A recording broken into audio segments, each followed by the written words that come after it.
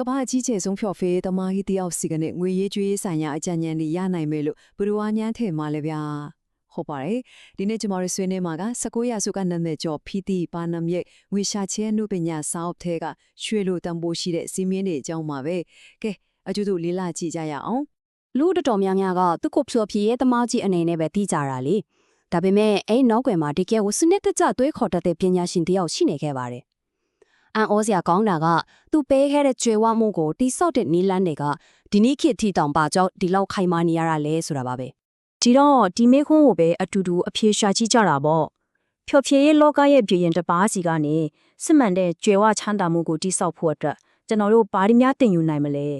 ဘာနုံကတော့ပြောတယ်တကယ်ကြွယ်ဝချတာမှုဆိုတာပန်ဆိုင်ရင်ထဲမှာစတာမဟုတ်ဘူးလူတစ်ယောက်ရဲ့အတွင်းစိတ်သူ့ရဲ့အတွေးခေါ်လဲမှာပဲစတာတဲ့